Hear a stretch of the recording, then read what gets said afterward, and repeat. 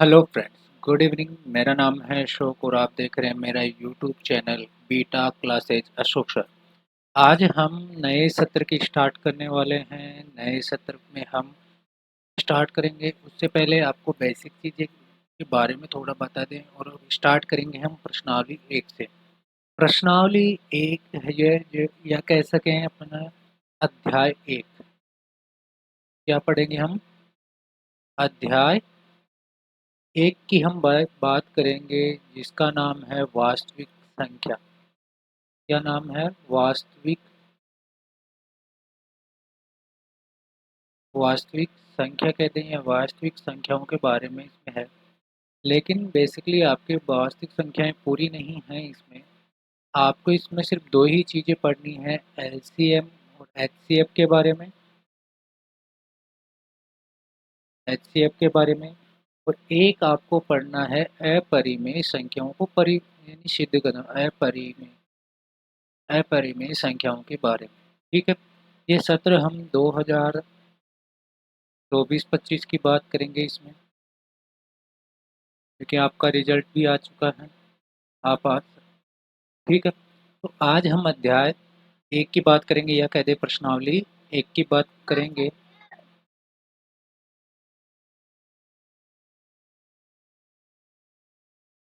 आज हम बात करेंगे किसकी? अध्याय एक की। अध्याय एक की बात करें उससे पहले हम बात करेंगे संख्याओं की। इस संख्याओं के बारे में बात करेंगे। सबसे पहले बात करेंगे हम संख्या। संख्या कितने प्रकार की होती है, संख्याओं के बारे में बात करेंगे। नंबर्स के बारे में बात करेंगे। संख्याएं की बात करें तो संख्याओं में सबसे पहले हमें पता है कि संख्याएं दो प्रकार की होती हैं, जिसमें एक संख्या अपनी आती है वास्तविक संख्या, दूसरी अपनी आती है काल्पनिक संख्या या कहते हैं हम कॉम्प्लेक्स नंबर। एक तो आती है अपनी संख्या कितनी प्रकार की होंगी? दो प्रकार की। पहली होगी अपनी वास्तविक संख्या। वास्तविक संख्या होगी। दूसरी अपनी होगी सम्मिश्र संख्या। सम्मिश्र संख्या। सम्मिश्र संख्याएं कौन सी होंगी? सम्मिश्र संख्याएं कुछ इस प्रकार से आती हैं, 3+4 आयोटा या 5+6 आयोटा, कुछ इस प्रकार की संख्याएं आती हैं। ठीक है, एग्जाम्पल के तौर पर वास्तविक संख्याएं कौन सी होती हैं? अपनी होती हैं -1 हो गई, 3 हो गई, 5.6 हो गई, 7 हो गई, इस प्रकार की संख्याएं आती हैं। ठीक है, अब इन संख्याओं में बात करें तो यह भी संख्या, हम इनकी बातें नहीं करेंगे, ये आगे जाके उच्च स्तर की बातें हो जाएंगी जहां हम इनकी बातें करेंगे। तो अभी हम इनकी बातें नहीं करेंगे। अभी जो हम बातें करेंगे वो किसकी करेंगे? हम वास्तविक संख्याओं की। तो वास्तविक संख्याएं भी मुख्यतः हम मान लें दो प्रकार की होती हैं। एक होती है अपनी परिमेय संख्या। एक तो कौन सी होती है अपनी? परिमेय संख्या।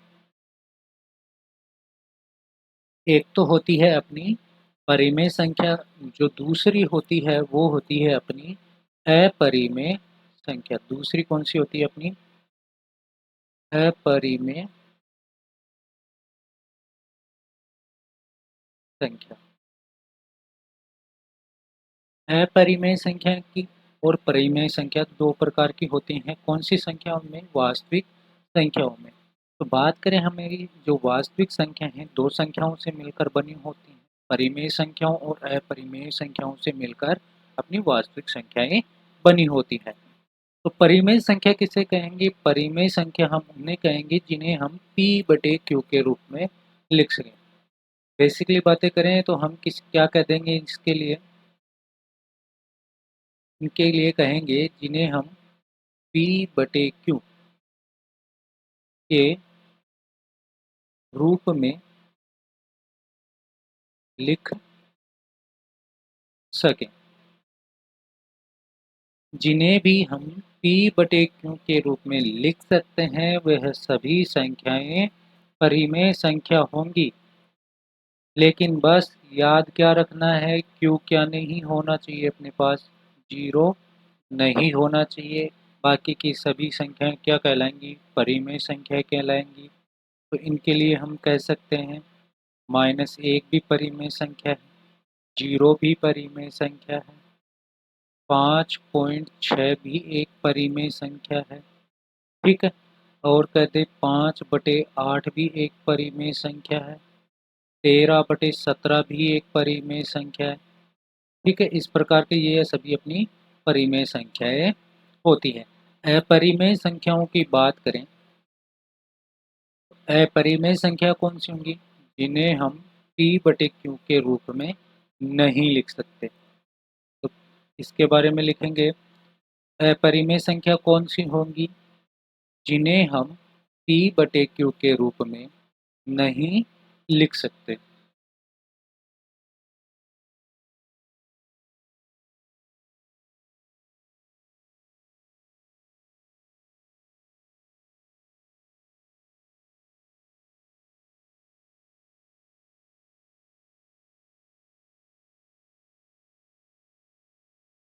p बटे q के रूप में नहीं लिख सकते, इसका मतलब हुआ जिन्हें हम भिन्न में नहीं लिख सकते। ठीक है, जैसे √2 हुआ, एग्जाम्पल है √2 हो गया, √3 हो गया, इस प्रकार की संख्याएं, पाई हो गया, इस प्रकार की संख्याएं होती हैं वो अपनी कैसी होती हैं, अपरिमेय संख्या होती हैं।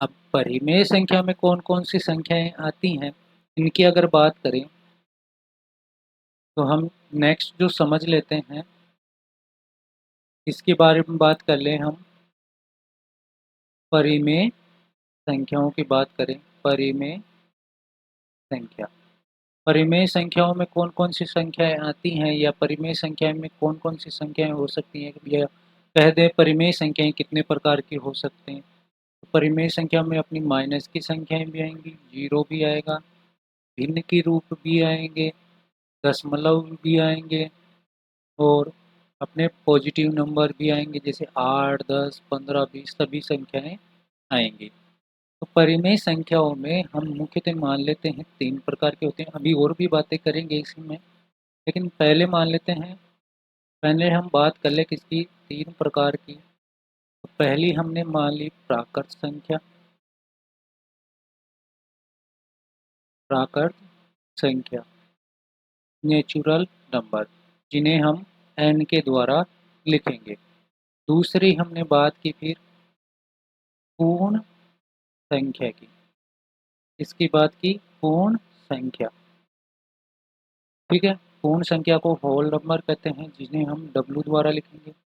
तीसरी जो प्रकार की संख्या होती है उन्हें हम कहते हैं पूर्णांक। क्या कहेंगे, पूर्णांक, पूर्ण अंक, पूर्णांक कहेंगे, पूर्णांक संख्या कहेंगे, जिन्हें हम इंटीजर कहते हैं, जिसे हम i या फिर z द्वारा दिखाएंगे। या तो i लिखा हुआ मिल सकता है आपको, या फिर z लिखा हुआ मिल सकता है। इनकी बातें हम करेंगे।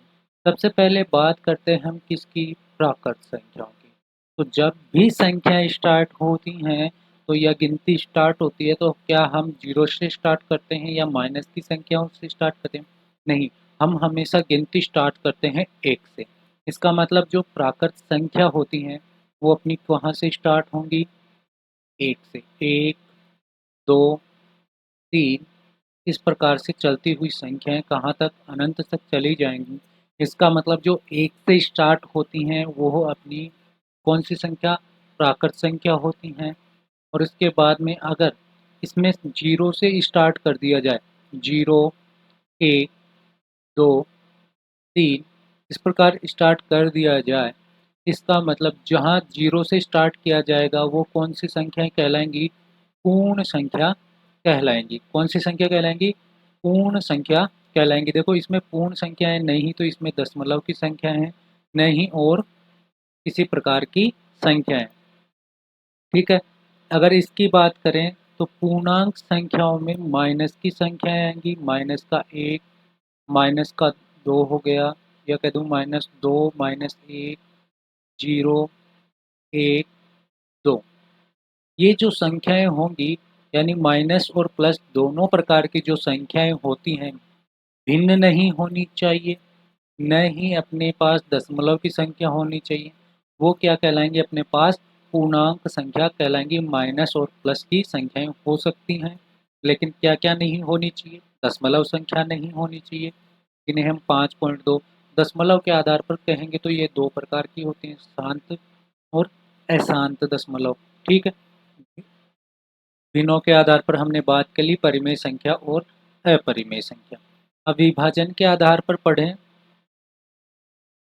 आपने कुछ संख्याएं और पढ़ी होंगी, जैसे सम संख्या पढ़ी होगी आपने,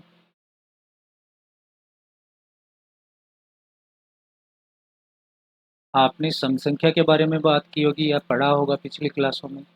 एक पढ़ा होगा आपने विषम संख्या किसे कहते हैं,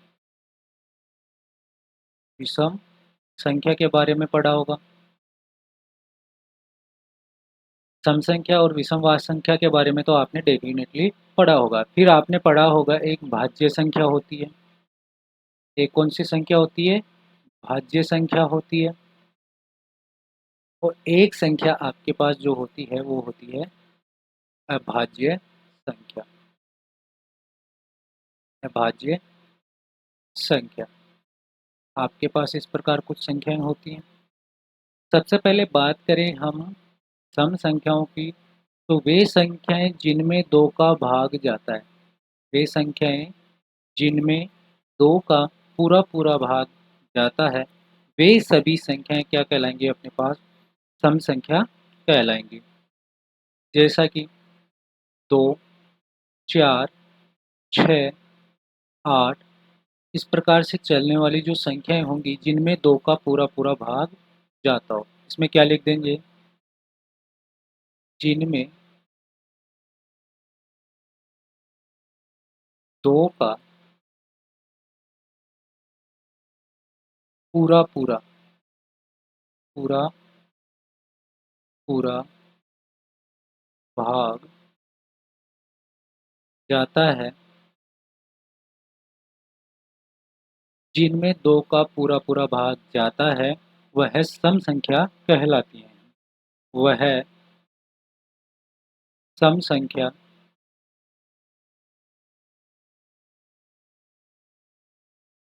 वह सम संख्या कहलाती कहलाती है। ठीक है, ये आपको समझ में आया होगा।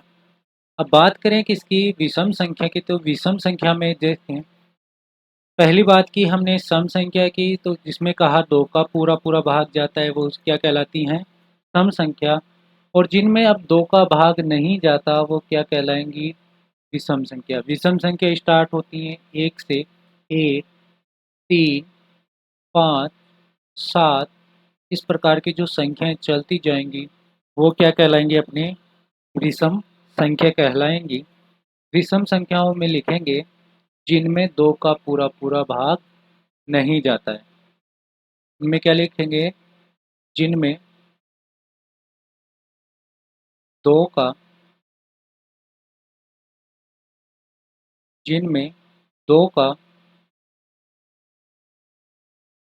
पूरा पूरा भाग नहीं जाता, वह विषम संख्या विषम संख्या कहलाती है। कौन सी संख्या कहलाती हैं? विषम संख्या कहलाती है। हमने बात की सम संख्या की, विषम संख्या की। अब हम बात करते हैं किसकी? भाज्य संख्या की।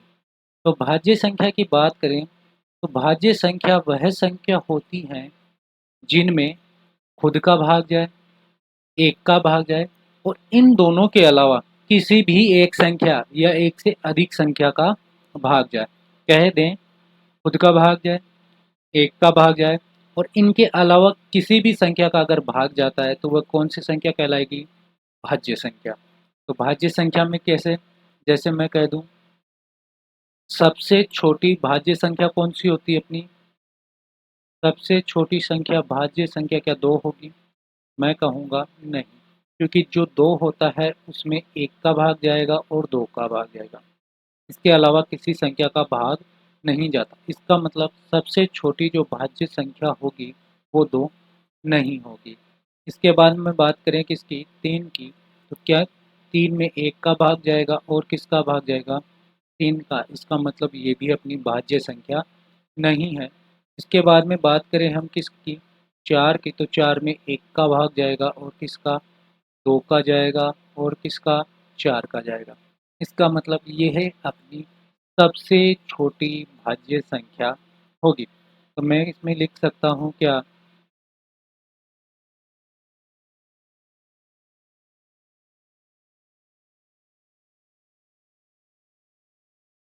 तो हम इसमें लिखेंगे अपनी सबसे छोटी अभाज्य संख्या कौन सी होगी? 4। 4 के बाद में 5 का भाग 5 और 1 के अलावा किसी का नहीं जाएगा। 6 का जाएगा। 6 के बाद में 7 का नहीं जाएगा। 8 का जाएगा। 8 भी भाज्य संख्या है। फिर 9। 9 भी अपनी कैसी संख्या है? भाज्य संख्या है। इस प्रकार की संख्याएं ये होंगी। तो आप इसमें लिखेंगे वह संख्याएं में क्या लिखेंगे? वह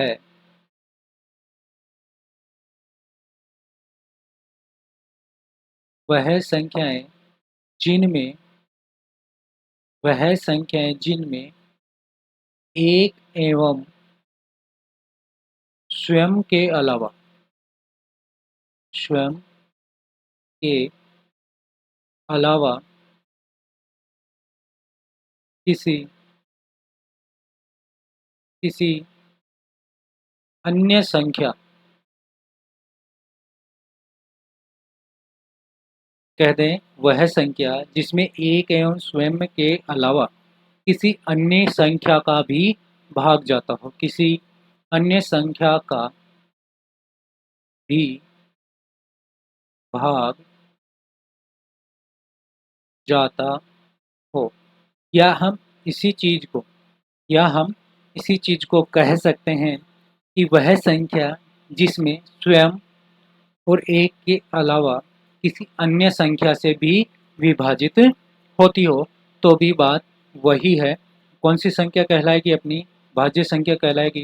भाज्य संख्या कौन सी होती है? जिसमें एक स्वयं के अलावा किसी संख्या का भाग जाता हो। अब बात करें हम अभाज्य संख्या की। अभाज्य संख्या में लिखेंगे वह संख्याएं, कौन सी संख्याएं? देखो जिनमें एक और स्वयं के अलावा भाग जाता है वो तो कौन सी होगी? भाज्य संख्या। जो संख्याएं बच गई अब कौन सी? जिनमें एक एवं स्वयं का भाग जाता हो, वो संख्याएं कौन सी कहलाएंगी? अभाज्य संख्या। अभाज्य का मतलब होता है जिन्हें और विभाजित नहीं किया जा सके। तो वो कौन सी संख्या हो जाएंगी अपनी? एक। एक होगी क्या? एक नहीं होगी, कुछ चीजें और लिखेंगे इनमें। बात करें हम किसकी? 2, 3, 5, 7, ये कुछ इस प्रकार से चलती चली जाएंगी। तो इनमें क्या लिखेंगे? वह संख्याएं जो वह संख्याएं या वह संख्या जिनमें जिनमें एक एवं स्वयं का भाग जाता, एक एवं स्वयं का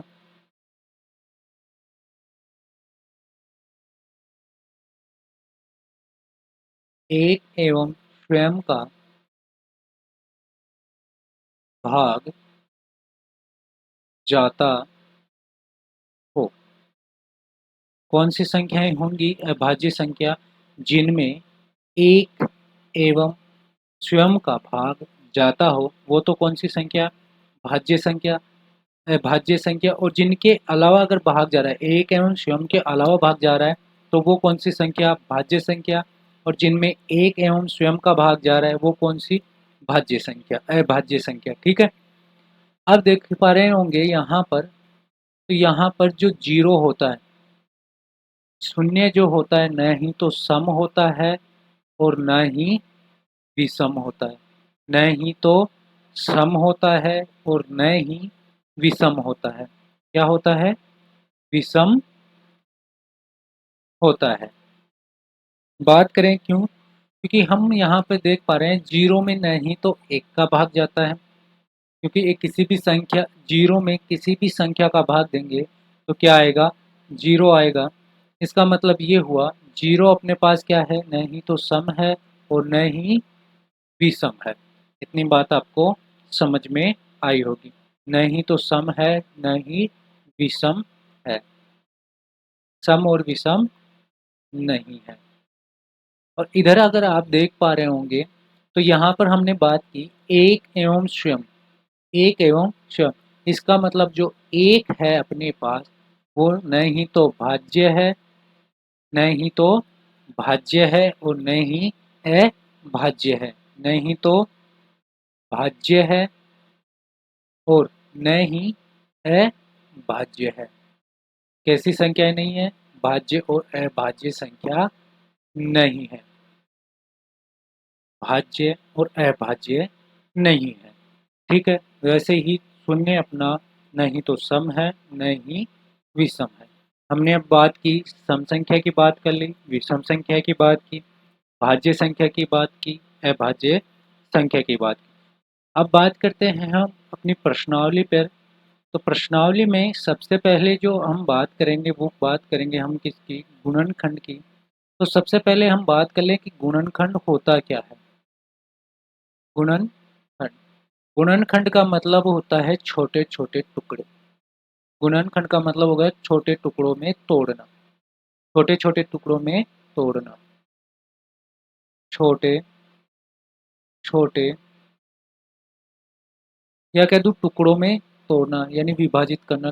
छोटे छोटे टुकड़ों में टुकड़ों में विभाजित विभाजित करना। कहने का मतलब हुआ गुणनखंड का मतलब होता है टुकड़ों में विभाजित करना। ठीक है, टुकड़ों में विभाजित करना। जैसे मैं कहूँ हम ले ले 12, तो 12 को कई प्रकार से टुकड़ों में तोड़ा जा सकता है। जैसे मैं कहूँ 4 तियाँ 12, ये भी टुकड़ों में तोड़ना है।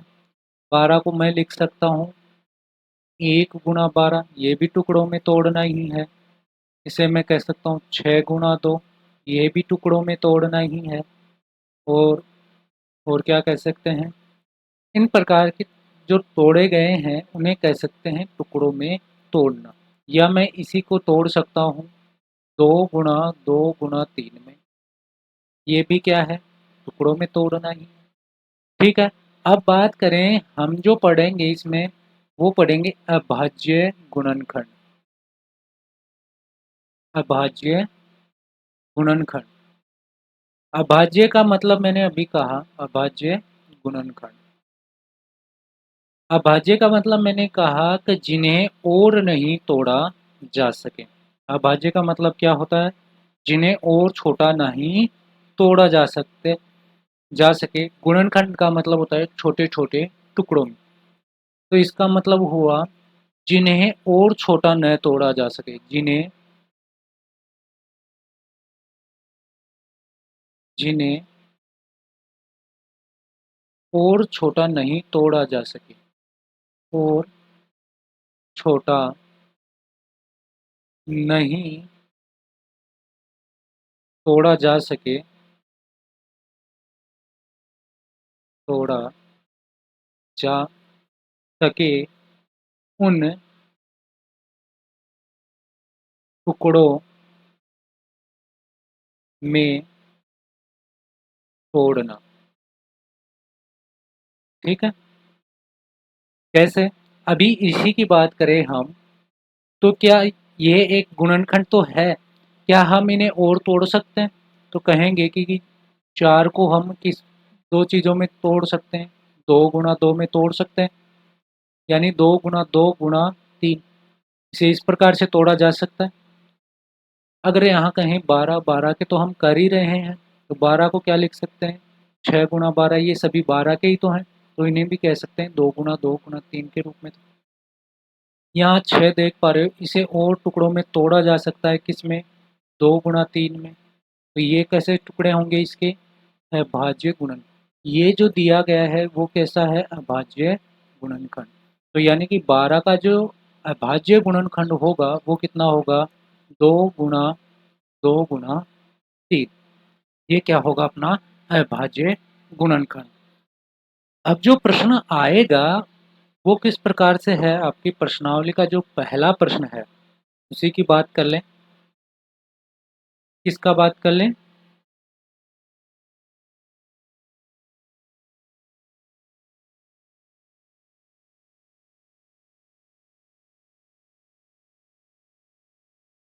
हम बात करते हैं अपनी प्रश्नावली के पहले प्रश्न की। प्रश्नावली 1.1 के पहले प्रश्न की बात करते हैं, जिसमें आपको दिया गया है कि अभाज्य गुणनखंड, अभाज्य गुणनखंड या अभाज्य गुणनखंडों के गुणनफल के रूप में लिखिए। गुणनफल के रूप में लिखिए, यह आपको दिया गया है।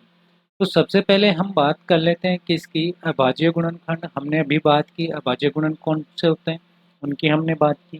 फिर हम बात कर रहे हैं हम गुणनफल के रूप में, जो गुणा का निशान लगा के आता है उन्हें गुणनफल कह देते हैं। आसान है।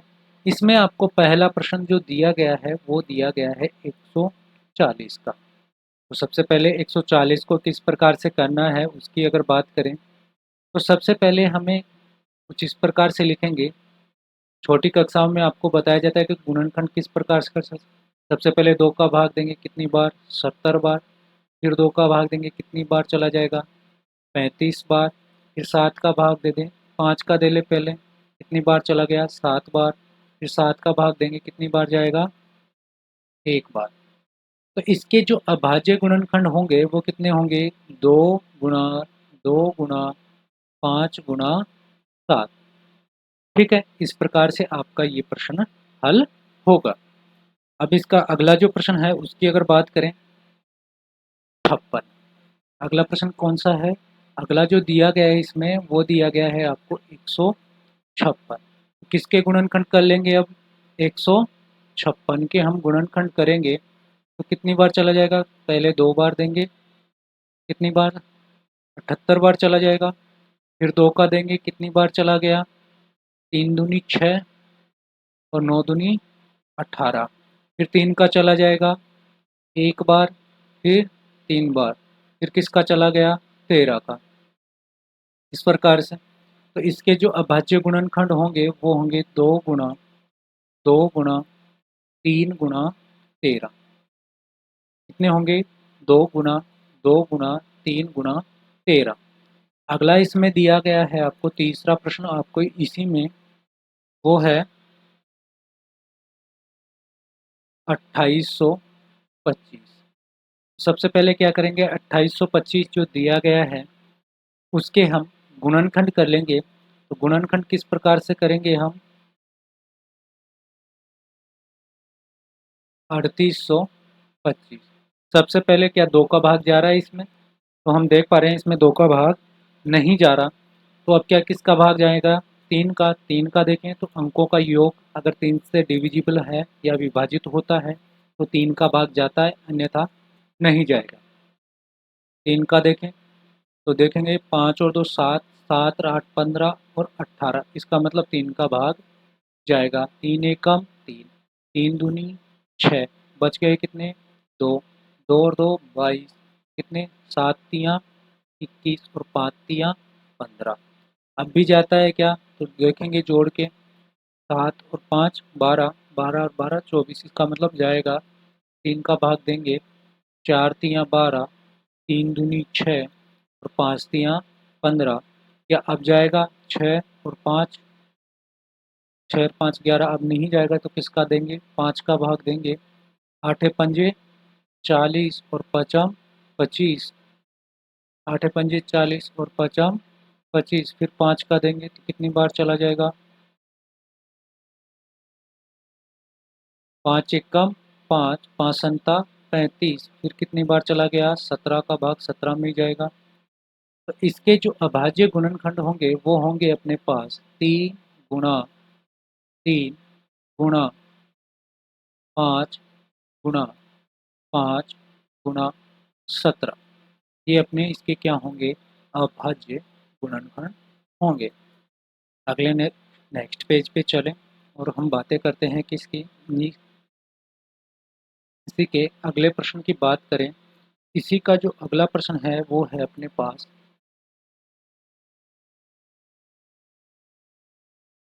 5005। तो सबसे पहले हमें क्या करना है? 5005 के अभाज्य गुणनखंड करने हैं। तो किसके करने हैं हमें? 5005 के। सबसे पहले किसका भाग चला गया? 5 का, तो 5 एकम 5 0 0 1।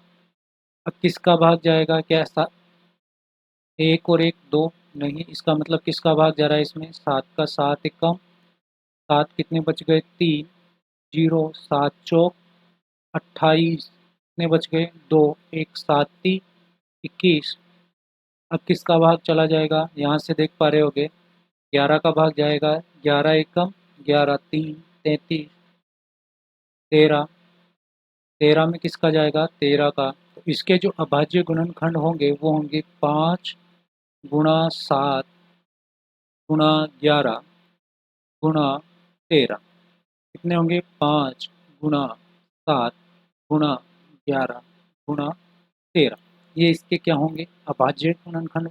और यही इस तरीके से लिखना है, इसका क्या कहलाएगा? अभाज्य गुणनखंडों के रूप में, गुणनफल के रूप में लिखना। इसी का एक जो प्रश्न है वो है 24 29। ये आपके लिए होमवर्क रहेगा। ये आपके लिए क्या रहेगा? होमवर्क रहेगा। अगर आपको ये नहीं आए तो कमेंट में ज़रूर लिखें, हम इसकी बातें करेंगे। अगले प्रश्न की बात करें उससे पहले हम बात करेंगे कि इसकी एचसीएफ और एलसीएम। एचसीएफ और एलसीएम किस प्रकार ज्ञात किया जाता है? एचसीएफ क्या होगा? वह बड़ी से बड़ी संख्या होती है जिससे जो दी गई संख्या है वो क्या हो? विभाजित हो। बड़ी से बड़ी संख्या जिससे जो दी गई संख्या है वो क्या हो? विभाजित हो। दी गई संख्या विभाजित होनी चाहिए। और एलसीएम क्या होता है? एलसीएम होता है जो दी गई संख्या है उससे विभाजित हो, यानी वह छोटी से छोटी संख्या जो दी गई संख्याओं द्वारा विभाजित हो। जैसे हम बात करते हैं,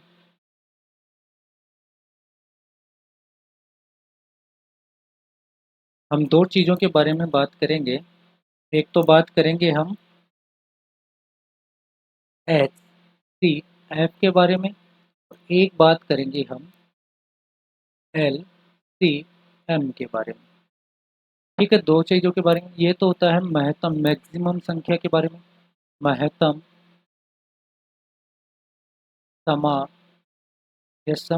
समापवर्तक होता है। ये होता है लघुत्तम समापवर्तक। ये होता है लघुत्तम समापवर्तक। इसमें भी मान लेते हैं हम दो संख्याएं ली हमने, 6। छोटी छोटी संख्याएं लेते हैं एक बार ताकि चीज़ें समझ में आए। 6 और 12 हमने ली है, या 6 और 18 ले लेते हैं। चलो ये तो पूरी पूरी संख्या डिविजिबल हो जाएंगी। कुछ इसी तरीके से ले लें, 21 ले लेते हैं। इन दो संख्याओं के बारे में हम लेके पढ़ सकते हैं। अपने पास दो संख्याएं हैं 6 और 21।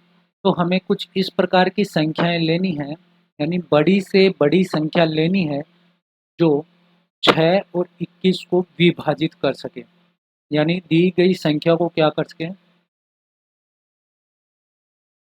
दी गई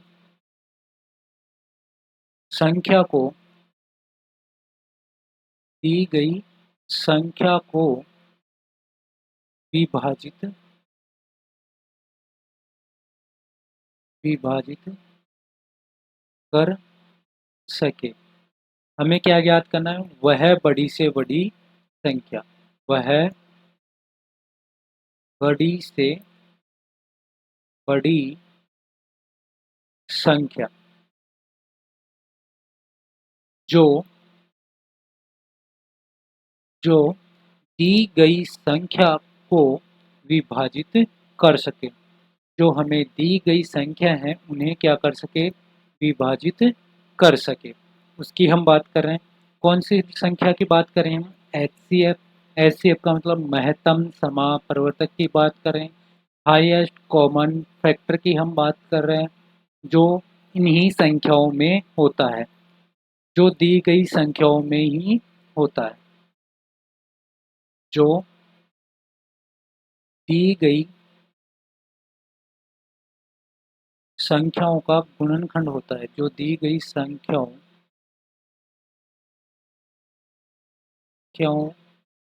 संख्याओं में ही होता है। ऐसे लिख लो, संख्याओं में ही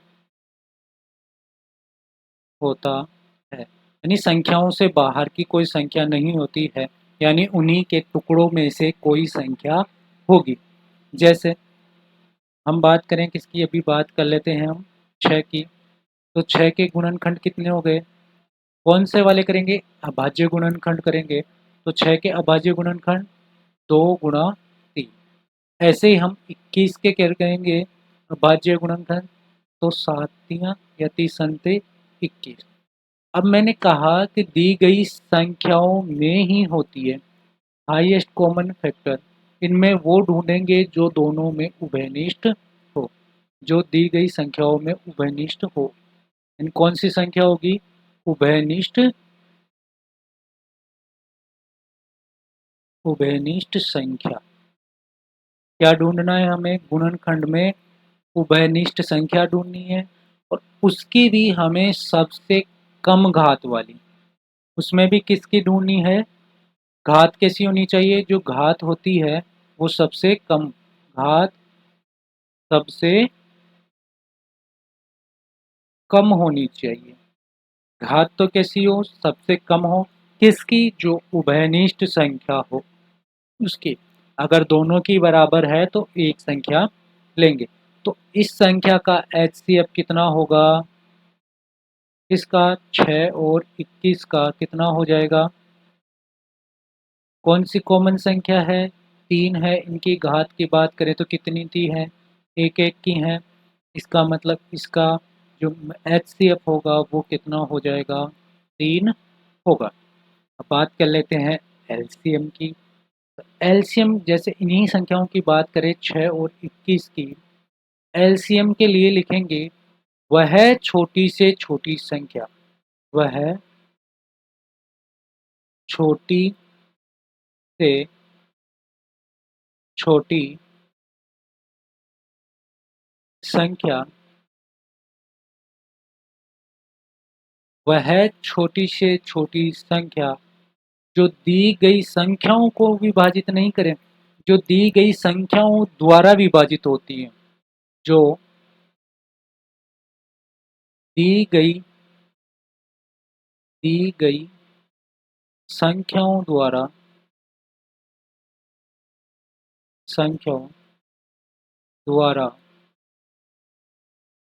विभाजित संख्याओं द्वारा विभाजित होती, जो अपनी दी गई संख्या है। अब हम बातें करते हैं किसकी? आगे। इसका मतलब हुआ जो दी गई जो संख्याएं हैं, वो जो लघुत्तम संख्या हम प्राप्त कर रहे हैं, यानी जो छोटी से छोटी संख्या हम प्राप्त कर रहे हैं उसमें, यानी छोटी से छोटी संख्या में दोनों संख्या होंगी। छोटी से छोटी संख्या में दी गई संख्या होंगी। छोटी से छोटी संख्या में दी गई संख्या होंगी। संख्याओं के यानी कि कहने का मतलब गुणनखंड होंगे, संख्या होंगी, यानी दोनों से विभाजित तभी होंगी जब दोनों संख्याएं उसमें विभाजित होती हैं। इसका मतलब दोनों के गुणनखंड उसमें विद्यमान होंगे। जैसे अभी हमने 6 और इसकी बात की, तो एलसीएम एलसीएम किस किस का देखेंगे हम, 6 और 21 का। तो हमने देखा, सबसे पहले हम वो लिखेंगे जो सबसे छोटी है। तो यहाँ से हम देख पा रहे होंगे 2 सबसे छोटा है, तो 2 की पावर कितनी है, 1। फिर हम उसके बाद में 3, 3 दोनों में कॉमन है ना, कॉमन है तीनों, तो 3 सबसे पहले कॉमन वाला पार्ट लेंगे और फिर उसकी जो हाईएस्ट पावर होगी यानी अधिकतम घात होगी वो लेंगे। दोनों की घात कितनी, 1 1, तो 1 ही घात लेंगे। फिर उसके बाद में क्या बच गया, 7 बच गया, तो क्या लेंगे, 7। कहने का मतलब इसमें सभी संख्याएं लेनी है, उभयनिष्ठ संख्याओं की अधिकतम घात लेनी होती है। इन सभी को गुणा करेंगे तो कितना आएगा, 7 3 21, 21 दूनी 42, 42 हुआ। अब आप देख पा रहे होंगे कि जो 42 है वो 21 का भी भाग जाता है 42 में और 6 का भी भाग जाता है। 21 दूनी 42 होता है, 2 बार भाग जाता है, और 6 का 7 बार भाग जाता है। इसका मतलब हम जो कह रहे थे वो सही है। 42 में 21 और 6 दोनों संख्याओं के गुणनखंड मिलेंगे, और जो 6 है उससे भी विभाजित होगी और 21 से भी विभाजित होगी। यहाँ देखें तो एचसीएफ की बात करें तो 6 और 21 में 3 से विभाजित है, यानी दोनों में 3 का भाग जा रहा है, और यहाँ दोनों जो संख्या है उनका भाग जा रहा है।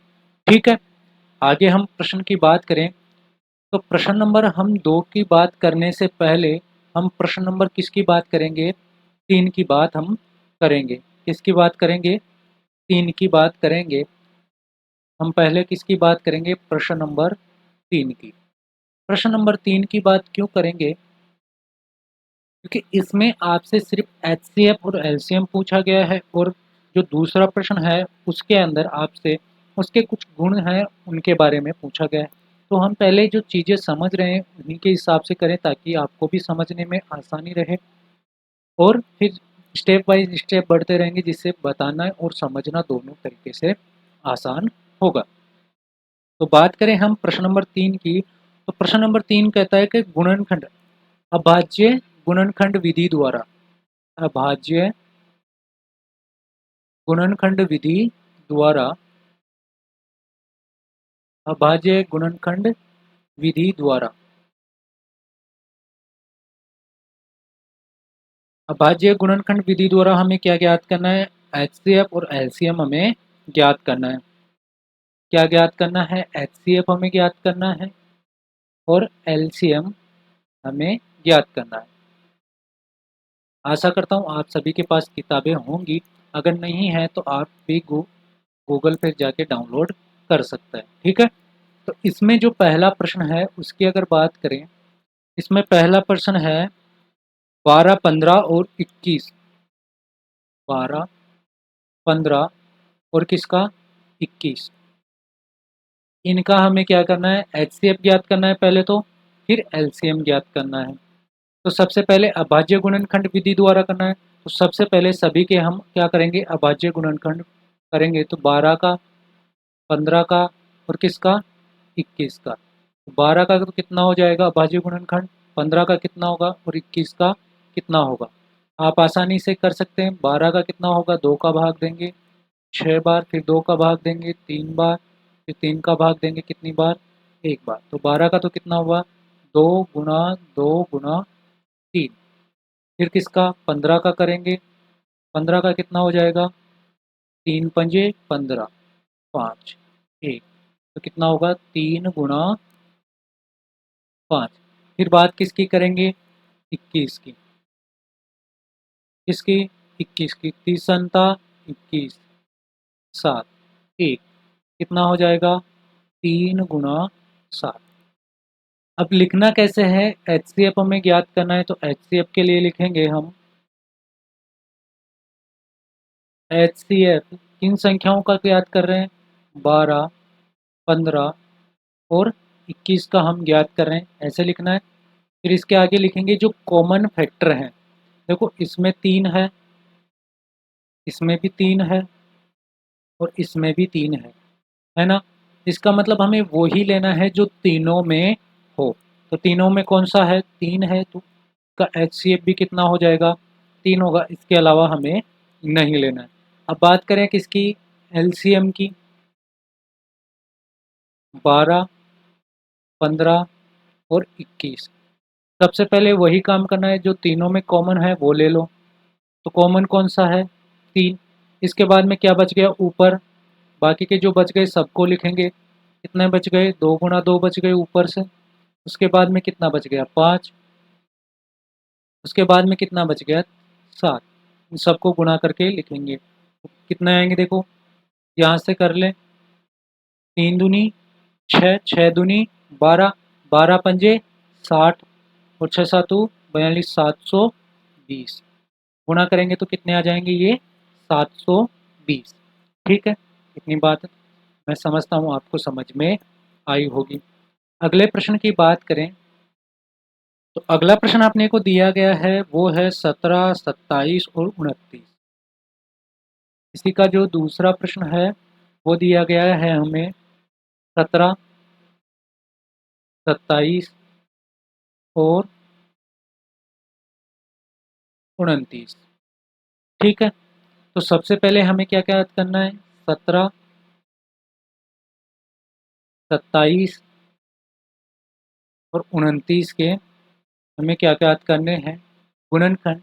17 अपनी अभाज्य संख्या है, इसका मतलब इसके गुणनखंड 1 गुना 17 होंगे कि 17 के अलावा किसी का भाग नहीं जाएगा। 23 का भी 1 गुना 23 होगा और 29 का भी 1 गुना 29 होगा, क्योंकि यह कैसी संख्या है? अभाज्य संख्या है।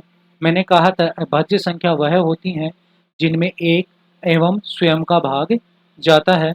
तो यहाँ से हमें क्या ज्ञात करना है? इनका एचसीएफ और एलसीएम हमें ज्ञात करना है। एचसीएफ की बात करें किन किन का? 17, 27 और 29। अगर कोई भी कॉमन फैक्टर ना मिले तो एक ही उसका क्या हो जाएगा? क्या होगा देखो, सब में एक आ रहा है, एक से तो सभी संख्या को विभाजित होंगी। इसका मतलब एचसीएफ कितना हो जाएगा इनका? एक होगा। एलसीएम की बात करें तो 17, 23 और 29, इनका क्या होगा देखो, कॉमन है वो तो कॉमन है ही अपना एक, फिर 17 गुणा 23 गुणा 29, ये क्या हो जाएगा? इसका एचसीएफ होगा। यहाँ से आप इनको गुणा करके लिख पाएंगे, तो इनको गुणा करेंगे तो कितने आ जाएंगे? ये गुणा करें, देखें कमेंट में बताएं। 17 गुणा 23 गुणा 29, जब इनको इनको गुणा किया जाएगा तो ये आएंगे कितने? 11,329। 11,329 ये होंगे। ठीक है, अगला प्रश्न अपने को दिया गया है। एक प्रश्न की और बात कर लें।